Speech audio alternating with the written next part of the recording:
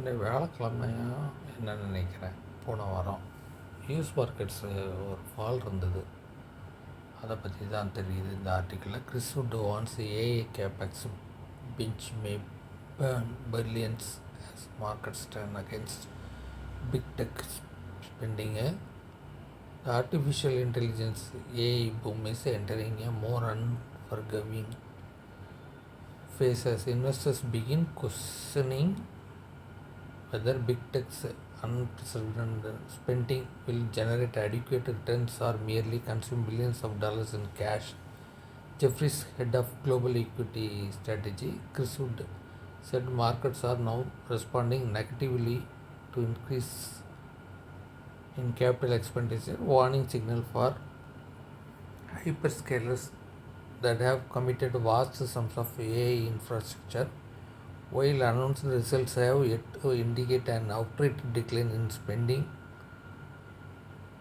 deteriorating free cash. எனக்கு புரியும், but நான் ரொம்ப ஆங்கில உச்சரிப்புலாம் அவ்வளோ வராது. Sharp share price reaction suggests investors are no longer prepared to reward capex at any cost. Long-standing view in that hyperscalers will end up blowing lot of money on their capex binge, and AI could resemble the airline industry more than the winner takes all economics of the internet era. The warning follows sharp investor reactions to earnings and spending plans from some of the world's biggest technology company. Alphabet has punished after turning free cash flow negative in the second quarter 2026 for the first time since its IPO 2004, according to Wood's Greed and Fear report. Meta shares fell as its free cash flow plunged 91% to $784 million in the second quarter from $8.5 billion in the same period last year. The company also raised the lower end of its 2026 Capex guidance, taking the range to $130 to $145 billion from $125 to $145 billion.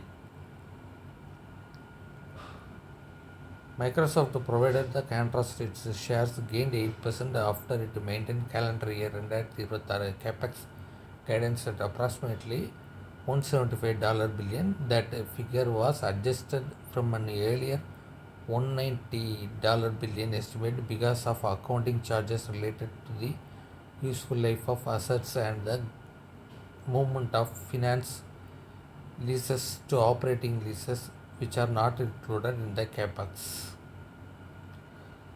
The divergent market reactions suggest investors are becoming more selective about AI spending. Companies may still be able to commit billions of dollars of infrastructure, but the market increasingly wants evidence that this spending and support revenue and cash flow growth.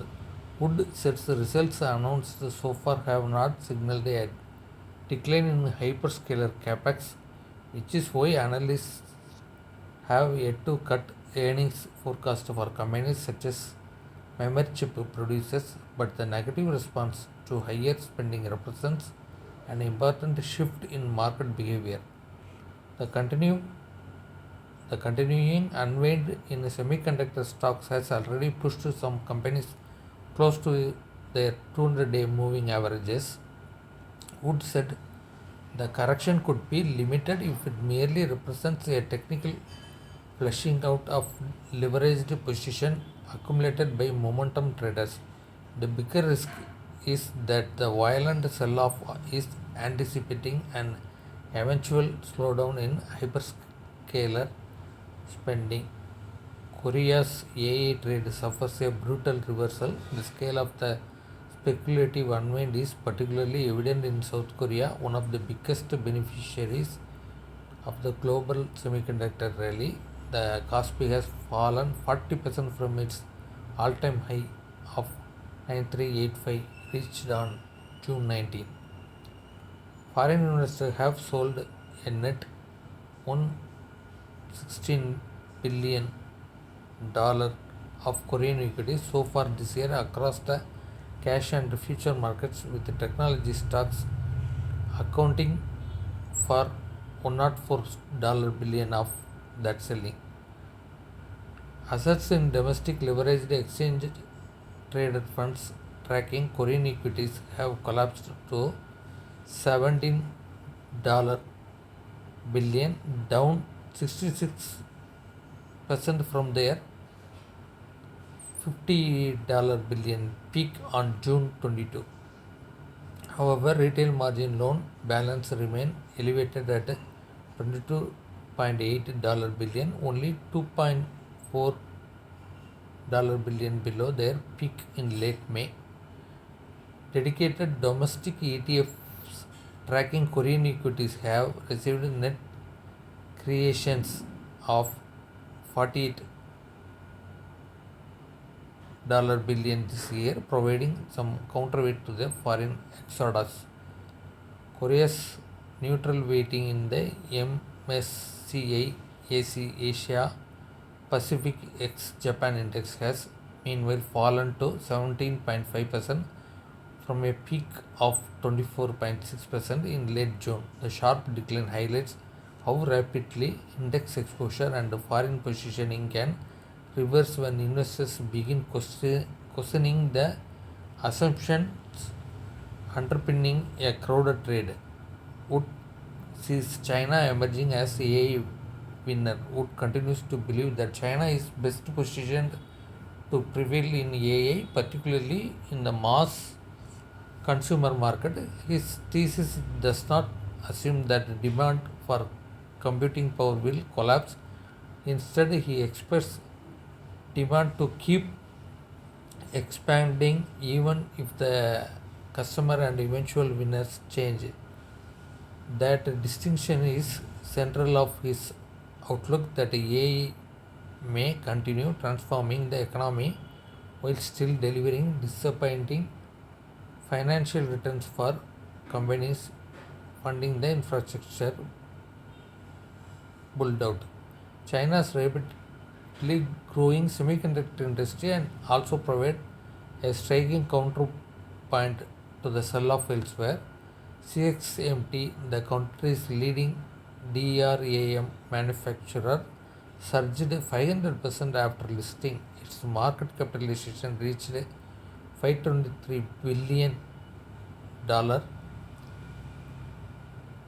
briefly making it the most valuable company listed in mainland China. CXMT valuation exceeded Industrial and Commercial Bank of China's $410 billion market capitalization and was just below Hong Kong listed Tencent's $547 billion. The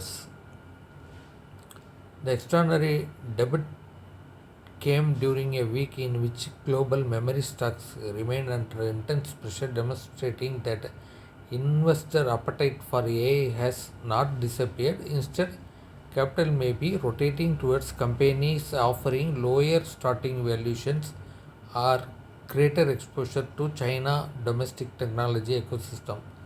The critical question is no longer whether AI demand will grow, but who will capture the economics of that growth.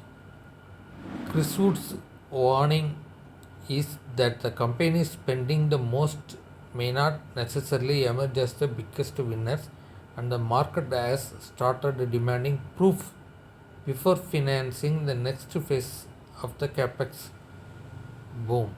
ரொம்ப முக்கியமான article தான் இது. நீங்களும் ஒரு வாட்டி படிங்க.